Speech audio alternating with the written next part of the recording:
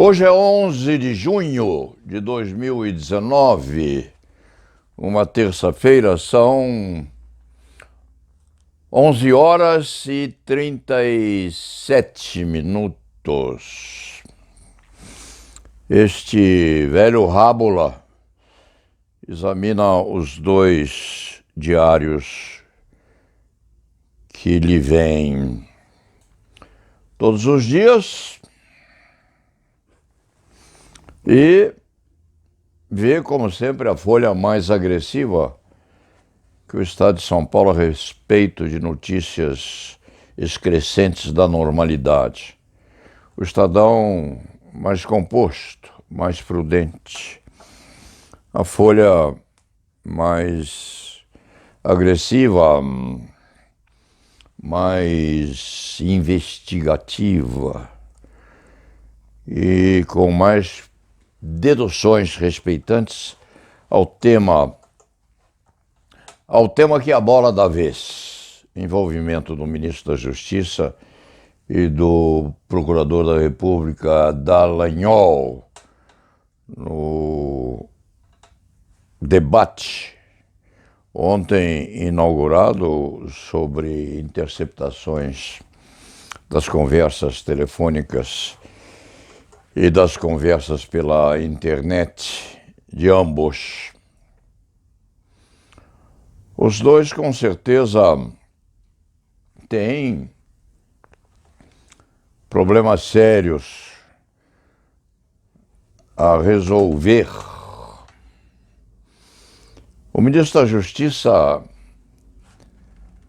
ao ideário deste intérprete, está mais tatuado do que o procurador da República, porque o moço procurador da República, bem ou mal, respeitando ou não os limites éticos, agressivo ou não, se introduziu, se imiscuiu na confiança do magistrado e extraiu, em tese, consequências adequadas a que pudesse acidular as investigações e oferecer as suas denúncias.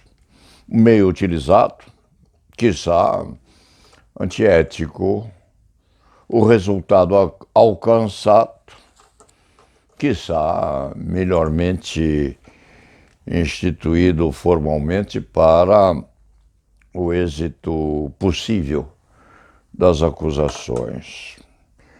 O juiz Moro sai realmente ferido dessa destinação publicística das interceptações feitas nas suas conversas com o Ministério Público. Mas é bom dizer que não seria a única vez, nem a única autoridade, excepcionando a regularidade que um magistrado precisa ter no seu relacionamento com as partes. O juiz, no sistema brasileiro que é acusatório, ele é estável, é estabilizado, é um órgão dito super partes, e não deve ser seduzido quer por advogados, quer mesmo por procuradores de justiça, ou procuradores da República, ou investigadores, ou delegados de polícia, ou órgãos interessados não na apuração em si da realidade, mas sim na persecução ou na investigação. Tocante ao juiz Moro, hoje ministro da Justiça, os prejuízos são maiores. Obviamente, o Conselho do Ministério Público, o Conselho Nacional do Ministério Público, vai investigar a conduta do Procurador da República concernentemente às conversas ou eventuais negociações quanto a efetividade da persecução nesses processos que estiveram à disposição do hoje ministro Moro. Sim, há de haver uma investigação. Você fez o que não podia fazer, se há de dizer ao procurador da República, e ele há de responder: o que não deveria o Ministério Público fazer? Aproximar-se do magistrado, procurando, quiçá, enovelá-lo na investigação, a apropriar-se dos resultados correspondentes a essa sorte qualquer de intimidade. Diria o acusador Dallagnol: eu não sou mocinha ingênua, eu quero o meu resultado. E o meu resultado, dentro das possibilidades de chegança, no sentido de obter maior dose de êxito na minha perquisição, esse meu resultado tem que ser otimizado. Eu sou um investigador, um acusador. Dentro do terreno da licitude, o comportamento de quem investiga pode ser mais sofisticado, mais solicitado, mais suavizado, mais prudente, mais discreto. Mas, como órgão persecutório, eu me comporto com a atividade possível dentro das paralelas da licitude. O que há de resultar nessa investigação do Conselho do Ministério Público Federal concernentemente a esse procurador da República? Quiçá uma repreensão sigilosa, uma advertência, talvez, mas o Ministério Público, com toda a respeitabilidade que lhe é atribuída dentro do fenômeno tripartite da justiça brasileira, o Ministério Público é um órgão de acusação, independentemente de outros setores em que a instituição funciona. O Ministério Público é uma guilda, como a Ordem dos Advogados também o é. Uma guilda à moda medieval. É uma congregação de mestres que tem seus segredos, que tem seus mistérios, que tem suas vocações, que tem suas restrições, que tem suas câmaras privadas e tem os seus mandamentais. O Ministério Público é isto. Da mesma forma que a Ordem dos Advogados tem os seus auspícios primeiros lá na Idade Medieval. Assim funciona até hoje. São entidades, de certa maneira, até maçônicas, porque têm suas ramificações internas muito bem prestigiadas e muito bem restritas para a aplicação na cúpula da instituição. Para que se saiba, ou para que se chegue a uma aproximada conclusão sobre aquilo que está a suceder, é preciso que se busque lá o ano de 2013, em que este antigo advogado criminal, e hoje talvez um dos sobreviventes de um tempo que já não é mais, estava muito interessado naquilo que acontecia nas interceptações ilegalmente praticadas pela própria instituição do Ministério Público, em que se fazia interceptação ambiental em parlatórios, em que se chegava, inclusive, a colocar escuta nas celas ditas celas destinadas a esponsais dos presos, porque os presos tinham, teoricamente, direito à perlustração da atividade sexual normal. Já houve, sim, já houve a captação das carícias verbais praticadas entre preso e presa, a consorte, a amante, a namorada, enfim, a mulher de ocasião. Já houve, sim. Isso comprovado,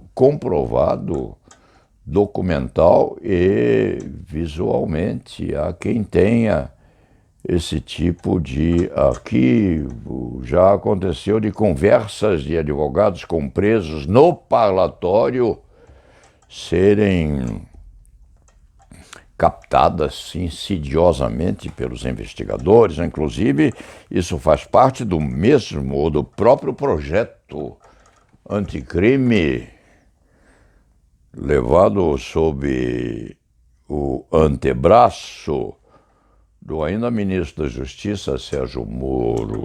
Então, o que houve, curiosamente, com essa explosão desse site que captou esses diálogos ou essas comunicações sigilosas entre o ministro da Justiça e o procurador da República, ambos jovens, entusiastas, os dois, no sentido da persecução penal, o que houve foi uma característica muito curiosa, porque o Estado, a acusação, já praticou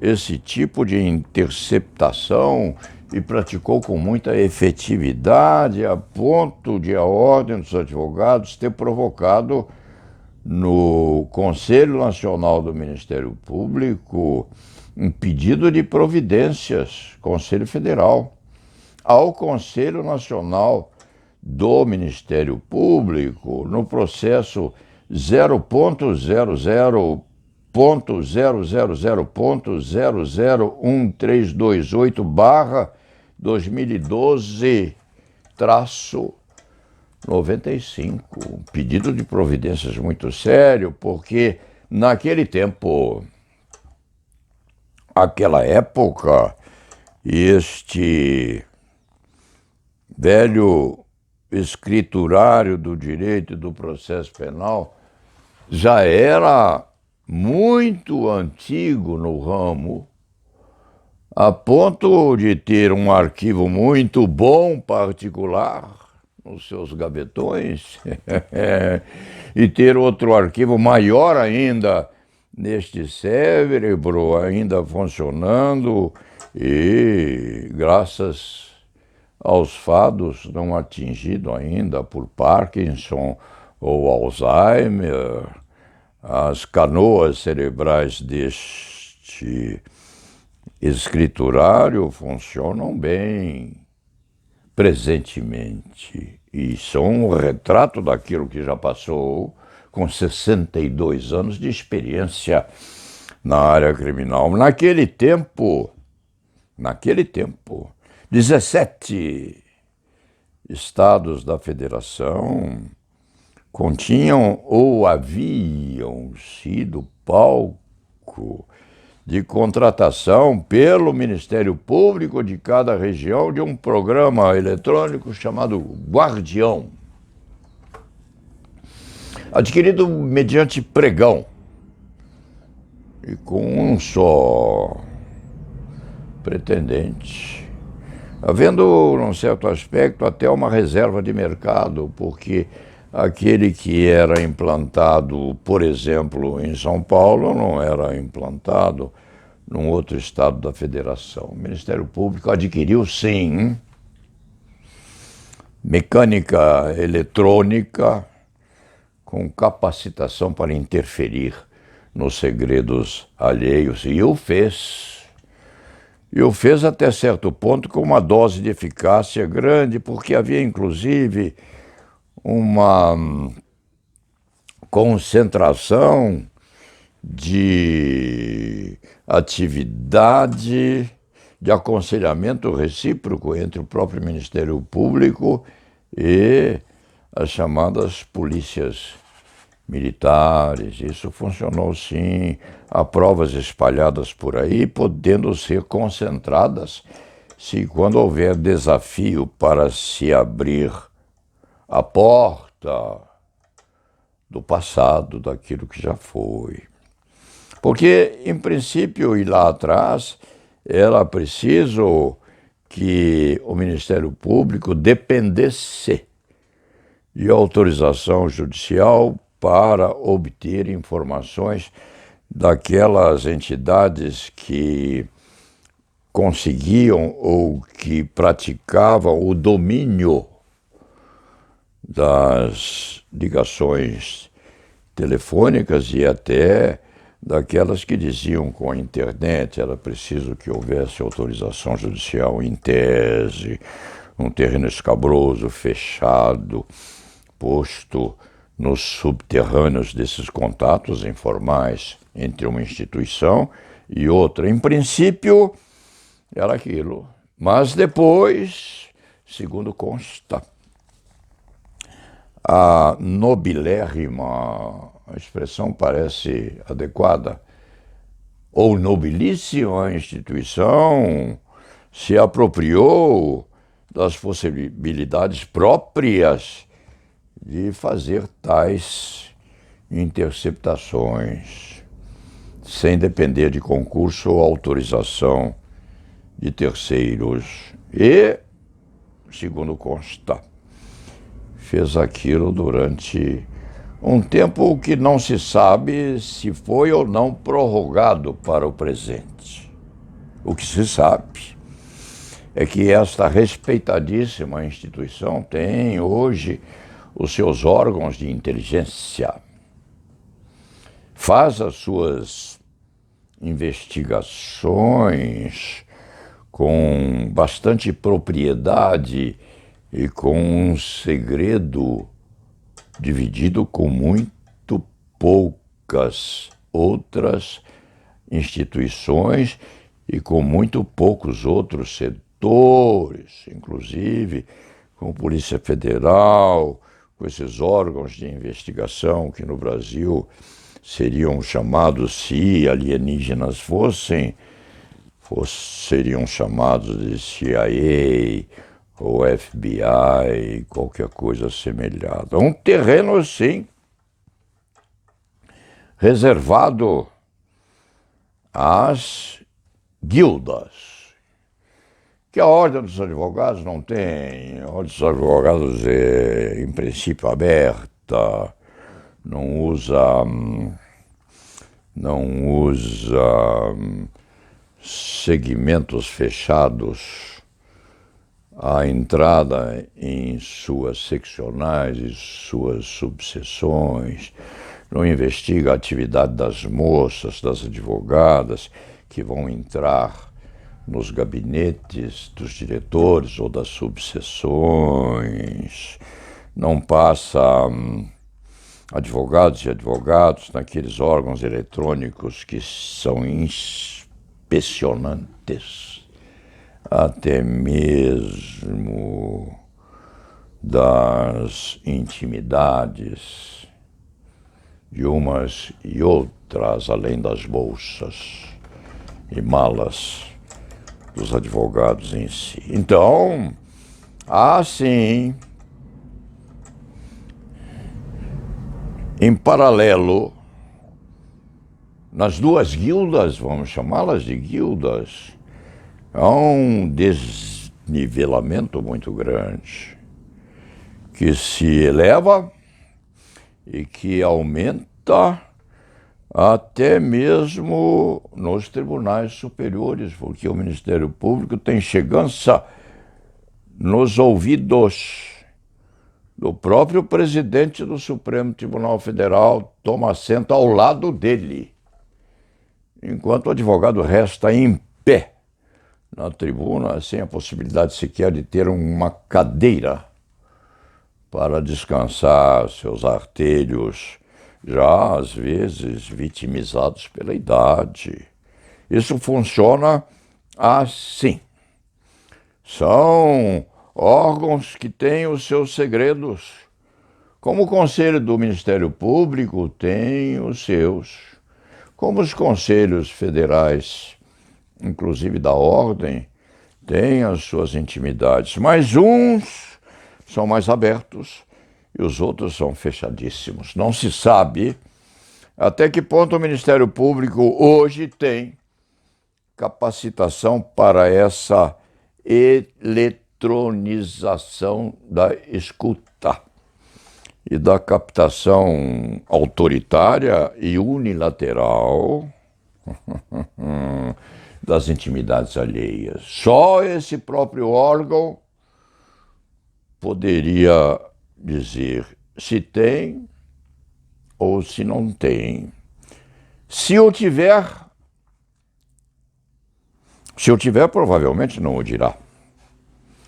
E se não o tiver, bom que não o tenha. O que aconteceu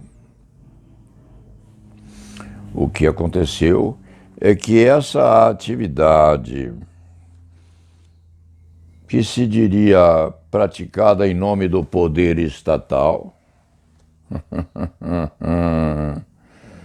foi também consumada, especialmente por terceiros especializados também nesse tipo de intromissão nos segredos, até mesmo nos segredos da cama alheia.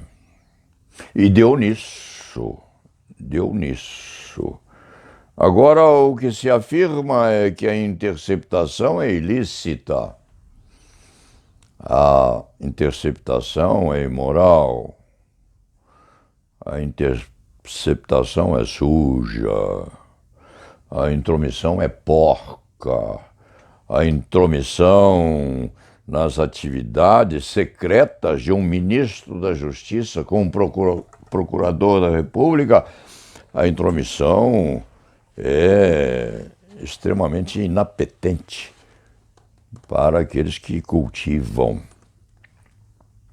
o aperfeiçoamento ético na conveniência dos poderes. É, sim. Mas em o sendo também a atividade de interceptação praticada pelo Ministério Público durante anos na intimidade dos intervenientes, no parlatório onde os advogados escutam e trocam confidências com seus clientes e sacerdotes essa interceptação também é infracional, também é apodrecida, também é emburricada na sombria facção daqueles que trabalham à margem da licitude e da legalidade. Então, ministro Sérgio Moro, com toda a respeitabilidade que este antigo advogado criminal tem pela personalidade representada nessa primeira página do jornal Estado de São Paulo, com todo o respeito, isso é apenas uma troca tardia de ilicitudes ou tardiamente descoberta de ilicitudes comuns aos dois lados. O ministro Moro teria tido sua comunicação com o procurador da República, teria tido sua comunicação aberta ilicitamente. deduzindo-se de tal descoberta um conjunto de circunstâncias que hão de ser analisadas, tal conjunto a ser analisado por um ou outro órgão encarregado de tal fim, no Conselho Nacional do Ministério Público, no Supremo Tribunal Federal ou nos setores jurisdicionais com atribuições para examinar as chamadas prerrogativas de função. Não é hora, portanto, de se lamentar a hipotética verrumação dos segredos da intimidade, porque as autoridades têm feito isto e muito, e bastante. E sequer se sabe, se conhece um montante de informações que os órgãos públicos têm respeitantemente à cidadania, ao cidadão, às domésticas, aos honestos, aos desonestos, aos adúlteros, aos sacerdotais, enfim, a todos aqueles que compõem a nossa humanidade brasiliana. É bom, então, que se saiba, o ministro Moro há de se explicar, bem ou mal, aqueles aos quais deve respostas. O procurador da República aqui funcionou como um sedutor, porque se introduziu na intimidade intelectual do magistrado e obteve aquilo que não se sabe exatamente o que obteve. Mas há alguns intervenientes nos segredos da alcova jurisdicional desse eminentíssimo ex-magistrado e atual ministro. Há repositórios que não devem bastar naquilo que já foi exibido, não. Porque o trânsfuga que começa isto, se quando necessário, não para no meio, vai até o fim, porque não pode mais parar nessa transmigração de verrumação da roupagem, da imaculabilidade da justiça. Um problema muito sério, sim, mas com uma seriedade maior do que aquela que se introduz na chamada distribuição da justiça em si, ou na chamada ética a ser consumada pela autoridade. Um problema que se liga assim, eminentíssimo ministro, jovem, culto e obcecado ministro pela legalidade, um problema que há de dar muito trabalho a Vossa Excelência. Quiçá possa comprovar aquilo que tem afirmado, que as conversas foram normais. Mas, nesse balanceamento de imputações, ou nessa balança em que o eminentíssimo ministro faz par com outro jovem investigado, que seria o procurador da República, Dallagnol, os dois de mãos dadas, nesse paralelismo, Dallagnol leva vantagem, quiçá, porque Dallagnol é um investigador, é um instigador, é o acusador, é aquele que pretende a punição o apodrecimento das criaturas dentro das grades, é aquele que significa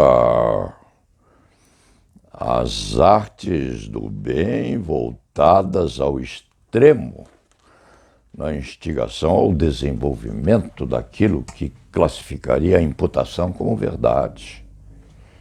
E o ex-juiz, num certo sentido,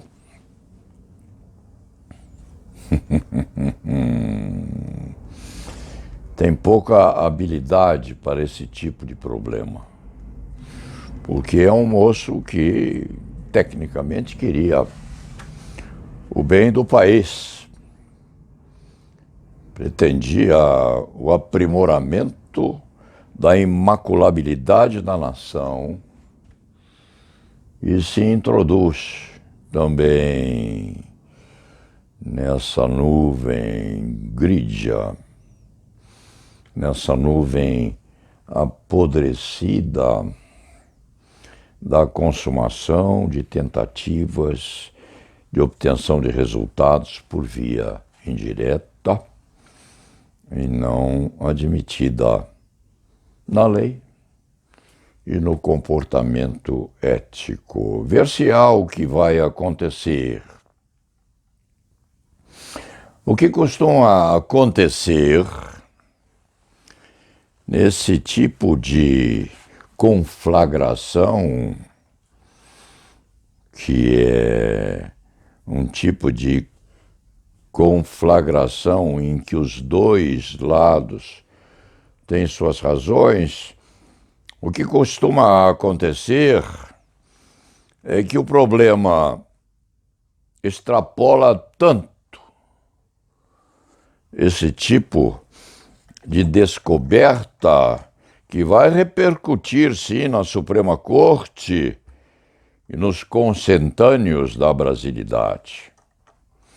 Este muito antigo criminalista tem uma certa dose de premonição.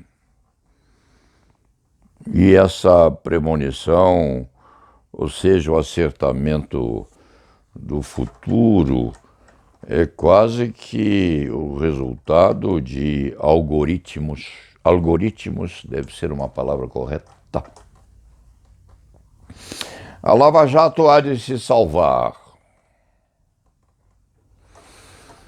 Há de ser precatada para o futuro, manquitolante, sim, com as vestes esfranguelhadas, com orifícios aqui e ali, mas naquilo que é fundamental, ela há de prosseguir até o seu encerramento, não se sabe quando.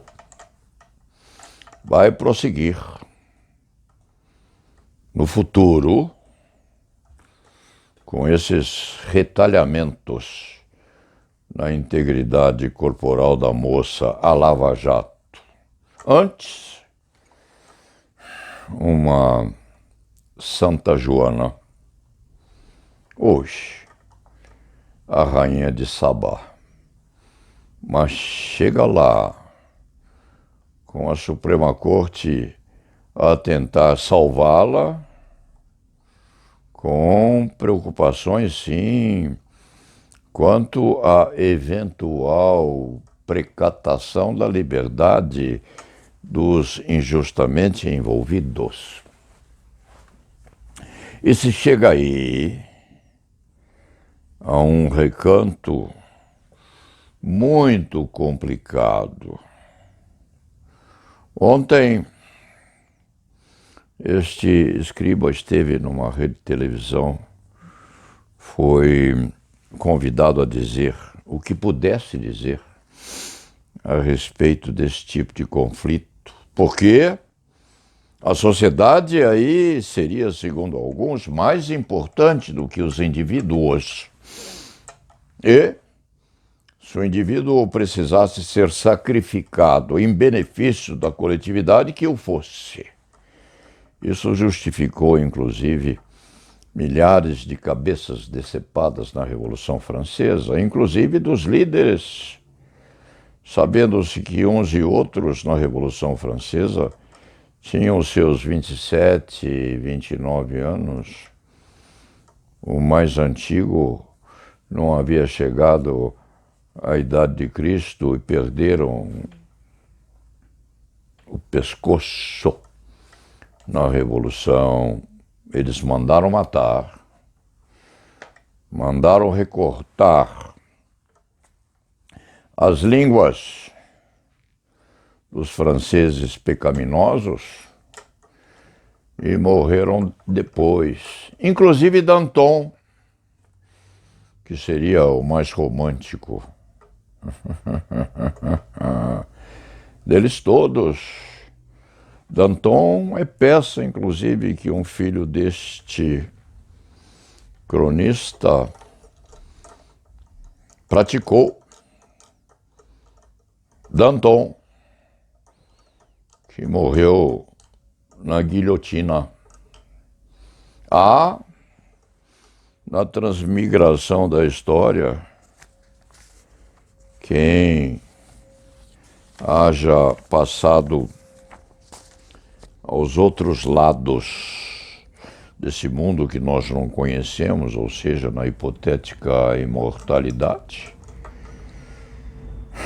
há quem habite eventualmente esse outro mundo ao lado da guilhotina, porque a guilhotina não escolhe o pescoço que ela vai cortar. Quem o escolhe às vezes é o carrasco, que cortou durante muito tempo, mas que teve os cabelos cortados para que a lâmina dessa assassina contumaz não seja embotada e não consiga ferir de morte o antigo agressor. É assim que sucede. Talvez ingênuo haja sido o nosso jovem magistrado, que acreditou na política. É um ingênuo de Voltaire, porque a política mata os culpados às vezes, mas assassina mais ainda os inocentes. O futuro dirá. São 12:16, este escriba falou demais, é hora de voltar ao isolamento e la nave va.